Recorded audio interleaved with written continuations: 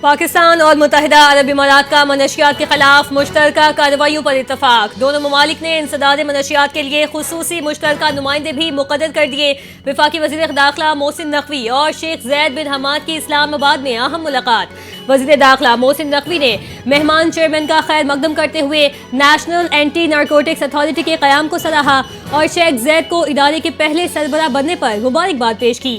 پاکستان کی جانب سے ڈی جی اے این ایف میجر جنرل عبد المعید جبکہ یو اے ای کی جانب سے بریگیڈیئر طاہر غریب کو نمائندہ خصوصی مقرر کر دیا گیا۔ شیخ زید بن حماد بن حمدان النہان نے اس موقع پر گفتگو کرتے ہوئے کہا کہ انسداد منشیات کے ضمن میں متحدہ عرب امارات کی جانب سے بھی ہر ممکن تعاون فراہم کیا جائے گا۔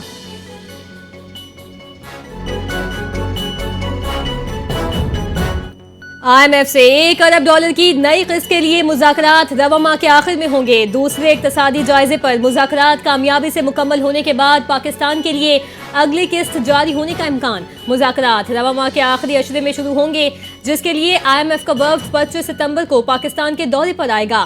وزارت خزانہ ذرائع کا کہنا ہے کہ آئی ایم ایف کے ساتھ دوسرے اقتصادی جائزے پر مذاکرات کی تیاری کی جا رہی ہے، ساتھ ہی اقتصادی اعداد و شمار کو حتمی شکل دی جا رہی ہے جو جلد آئی ایم ایف کے ساتھ شیئر کیے جائیں گے۔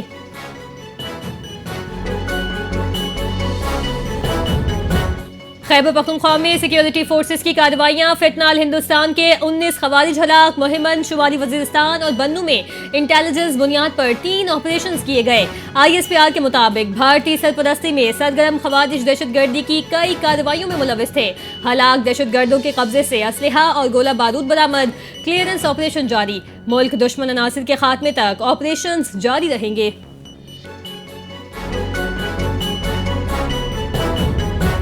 وزیر اعظم شہباز شریف اعلیٰ سطحی وفد کے ہمراہ ایک روزہ دورے پر قطر روانہ۔ دورے کا مقصد اسرائیلی جارحیت کے تناظر میں قطر سے اظہار یکجہتی ہے۔ ترجمان دفتر خارجہ کے مطابق وزیر دفاع، وزیر خارجہ، وزیر اطلاعات اور طارق فاطمی بھی وفد میں شامل۔ دوحہ میں امیر قطر سے ملاقات، اسرائیلی حملے پر مشاورت اور علاقہ یمن پر گفتگو ہوگی۔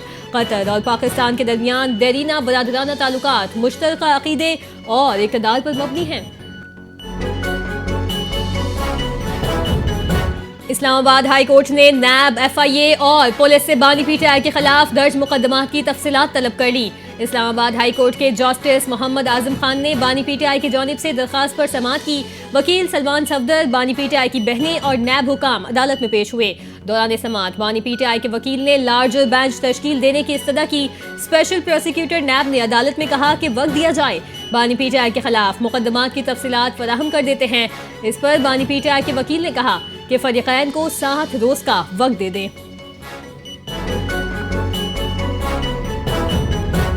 وفاقی حکومت نے تاحال عالمی سطح پر مدد کی اپیل نہیں کی۔ بلاول بھٹو بارہا موسمیاتی اور زرعی ایمرجنسی کے نفاذ کا مطالبہ کر چکے ہیں۔ وزیر اعلیٰ سندھ سید مراد علی شاہ کا مزار قائد پر میڈیا سے گفتگو کرتے ہوئے کہنا تھا کہ سیلابی صورتحال میں سندھ حکومت کی اولین ترجیح لوگوں کی جان بچانا ہے۔ اچانک بارش میں شہری احتیاط کریں، پانی نکالنے میں 2 سے 3 گھنٹے لگتے ہیں۔ متحد ہو کر ہر آزمائش کا مقابلہ کیا جا سکتا ہے۔ مراد علی شاہ کی قطر پر اسرائیلی حملے اور فلسطینی شہادتوں کی شدید مذمت، عالمی برادری سے آواز اٹھانے کا مطالبہ کر دیا۔ پنجاب اس وقت شدید سیلابی صورتحال سے دوچار ہے۔ جلال پور پیروالا میں حالات سنگین، ریسکیو اور انخلاء کا عمل جاری۔ وزیر اطلاعات پنجاب عظمہ بخاری کی نیوز کانفرنس، کہا متاثرین سے رقم مانگنے والے نجی بورڈز مالکان کے اخراجات پنجاب حکومت ادا کرے گی۔ متاثرین سے لوٹ مار کرنے والوں کے خلاف سخت کارروائی ہوگی۔ وزیر اعلیٰ پنجاب نے غفلت برتنے پر اسسٹنٹ کمشنر جلال پور پیروالا کو عہدے سے ہٹا دیا۔ عظمہ بخاری نے کہا کہ سیلاب جیسے بڑے چیلنج پر سیاست کرنا نامناسب ہے۔ کچھ سیاسی اداکار آفت کے وقت کہیں کام کرتے دکھائی نہیں دیتے۔ سیاسی اداکاروں کے پاس بیچنے کو کوئی چودن یا منجن نہیں۔ میئر کراچی مرتضی وہاب کی مزار قائد پر حاضری کے بعد میڈیا سے گفتگو، مخالفین پر تنقید کرتے ہوئے کہا کچھ لوگ آفت میں بے جا تنقید کرتے نظر آتے ہیں، کچھ احمق موسمیاتی تبدیلی کو سمجھتے ہیں، نہ دوسروں کو سمجھانے کی کوشش کرتے ہیں۔ پاکستان کا قطر پر اسرائیلی جارحیت کے خلاف سلامتی کونسل کا ہنگامی اجلاس بلانے کا مطالبہ۔ وزیر خارجہ اور نائب وزیر اعظم اسحاق ڈار نے کہا کہ اسرائیلی حملہ بلا اشتعال اور غیر قانونی ہے۔ پاکستان نے الجزائر اور صومالیہ کے ساتھ مل کر اقوام متحدہ میں قدم اٹھایا۔ پاکستان قطر کی حکومت اور عوام کے ساتھ مکمل یکجہتی کا اعادہ کرتا ہے۔ وزیر اعظم شہباز شریف سے بنگلہ دیشی مشیر مذہبی امور ڈاکٹر خالد حسین کی ملاقات۔ پاکستان بنگلہ دیش کے درمیان براہ راست پروازوں کی بحالی پر تبادلہ خیال کیا گیا۔ وزیر اعظم کا دو طرفہ تعلقات کو مزید فروغ دینے پر زور، تاریخی اور ثقافتی روابط کا ذکر کیا۔ بنگلہ دیشی مشیر نے سیلاب متاثرین کے لیے تعزیتی پیغام اور امداد کی پیشکش کا خط پیش کیا۔ ملاقات میں بنگلہ دیشی ہائی کمشنر محمد اقبال حسین خان بھی شریک تھے۔ بانی پاکستان قائد اعظم محمد علی جناح کا 77واں یوم وفات انتہائی عقیدت و احترام سے منایا جا رہا ہے۔ مختلف تقریبات میں بابائے قوم کو بھرپور طریقے سے خراج عقیدت پیش کیا جا رہا ہے۔ بانی پاکستان کے مزار پر آج مشہور شخصیات سمیت شہریوں کا حاضری دینے کا سلسلہ بھی جاری۔ قائد اعظم کے یوم وفات کے سلسلے میں مختلف تنظیموں کی جانب سے ملک بھر میں سیمینارز، مذاکروں اور دیگر تقریبات کا اہتمام کیا جا رہا ہے۔ صدر مملکت آصف علی زرداری اور وزیر اعظم شہباز شریف کا قائد اعظم کو خراج عقیدت۔ صدر آصف علی زرداری نے کہا کہ قوم قائد کے انصاف، مساوات، رواداری اور جمہوریت کے ویژن سے رہنمائی لے۔ پاکستان کو معاشی، ماحولیاتی اور ادارہ جاتی چیلنجز کا سامنا ہے۔ وزیر اعظم شہباز شریف نے اپنے پیغام میں کہا، قائد اعظم کی بے مثال قیادت اور جد و جہد کو سلام پیش کرتے ہیں۔ قائد کی مدبرانہ قیادت سے مسلمانوں کو ایک آزاد وطن نصیب ہوا۔ صدر اور وزیر اعظم کا قائد اعظم کے یوم وفات پر قوم سے اتحاد، عزم اور قائد کے اصولوں کو اپنانے پر زور۔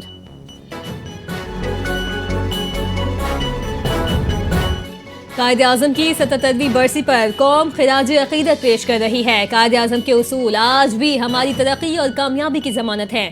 سینئر وزیر سندھ شرجیل میمن نے کہا کہ قومی چیلنجز کا مقابلہ صرف یکجہتی اور قربانی سے ممکن ہے۔ تقاریر سے آگے بڑھ کر عملی اقدامات کی ضرورت ہے۔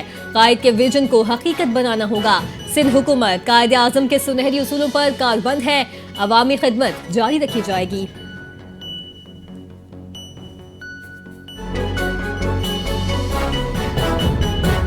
سندھ حکومت کا کسانوں کے لیے بڑا فیصلہ، لاکھوں نئے رجسٹرڈ ہاریوں کو بے نظیر ہاری کارڈ جاری کیے جائیں گے۔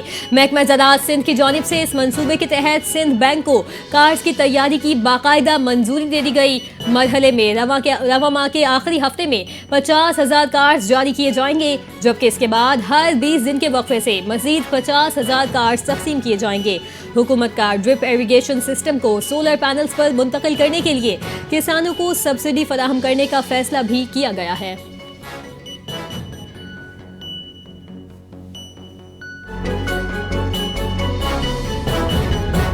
نیپال کی سپریم کورٹ کی سابق چیف جسٹس سشیلا کرکی نے عبوری حکومت سنبھالنے پر آمادگی ظاہر کر دی۔